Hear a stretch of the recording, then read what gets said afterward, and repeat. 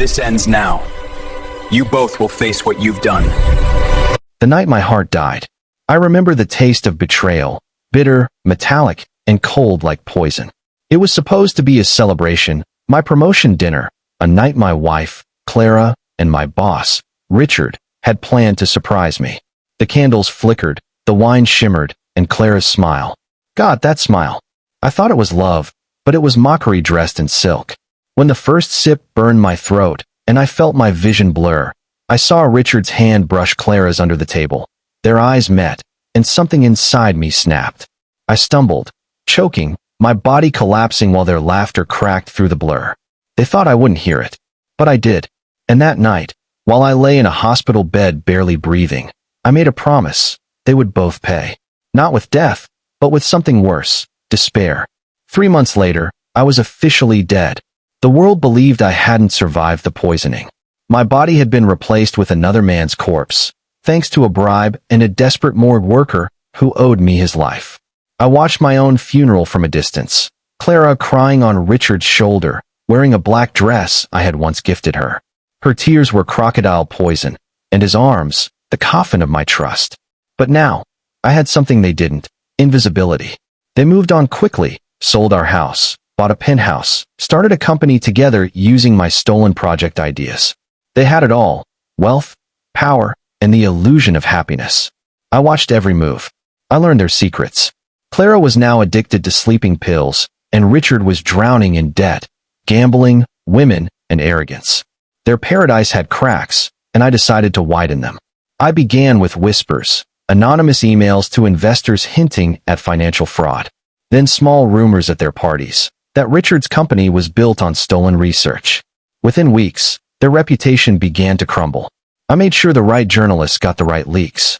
Then came the personal destruction. I hacked Clara's phone and sent her flirty messages to Richard's competitors, framing her as unfaithful. Soon, jealousy poisoned their relationship just as they once poisoned me. They screamed, they broke things, and Richard began drinking to cope.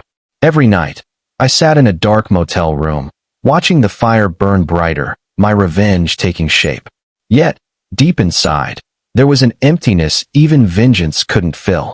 But I didn't care. Not yet. The pain they gave me had turned into purpose. And that purpose was destruction. By the end of that year, their company had fallen into scandal, their finances drained, and their perfect relationship rotted into hatred. I had become a shadow pulling their strings, the ghost they thought they buried. But I wasn't done. I wanted them to feel it. The fear, the helplessness, the taste of their own poison. And for that, I needed to see them face to face again. A new identity. A new name. Daniel Cross. Under this mask, I applied for a senior consultant position in Richard's new startup. He was desperate, cornered, and barely surviving. He didn't recognize me. My beard, new hair, and altered voice hid the man he once betrayed. Clara had left him months earlier after a violent argument, and rumor had it she was living alone, drowning in pills and paranoia. Working under him again felt poetic. I became his right-hand man, the one he trusted, while secretly dismantling his business from the inside. Every decision I made led him deeper into ruin. I watched his confidence fade, his eyes hollow out, his temper explode. And then came the night he broke down. He sat in his office, clutching a bottle of whiskey, muttering, "Why does everything I touch turn to ash?" I stepped forward, my voice low. "Because you built your empire on graves." He froze. The realization hit him like thunder. His hand trembled as he whispered, "Michael? No, you're dead." I smiled coldly. "You made me." I locked the doors and poured him a glass of the same wine they used that night. "Drink," I said, sliding it toward him. "You owe me a toast." He begged. He cried. But I made him swallow it. Not poison this time, but his own fear. I wanted him to taste helplessness. By dawn, I had exposed his embezzlement to the police and destroyed his network. He was arrested that morning, screaming my name like a curse. But Clara, she was next. I found her in a decaying apartment, pale and trembling. Her beauty was gone, replaced by guilt and madness.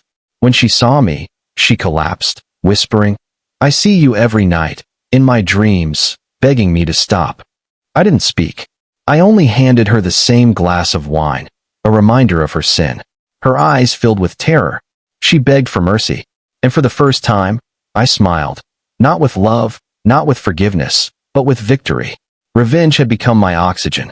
Every breath I took was laced with satisfaction, the sound of their downfall echoing in my mind like a symphony of justice. Richard sat in prison, broken and forgotten. Clara was confined to a mental hospital, haunted by visions of me. The world had moved on, but for me, time had stopped. I returned to my old house one evening, the place where it all began. The walls still smelled like betrayal. I stood where I once collapsed and looked around. Everything I once loved was gone. In the silence, I realized something cruel. I had become them. But it didn't matter. They had begged for mercy, and I had watched them fall. Still, there was no peace, only emptiness. The revenge I thought would free me had turned into a curse I couldn't escape. I lit a cigar, staring into the flames, whispering to myself, "Justice served, but the man who wanted it is already dead." Outside, the world kept moving, unaware that somewhere in the shadows, a man had traded his soul for vengeance.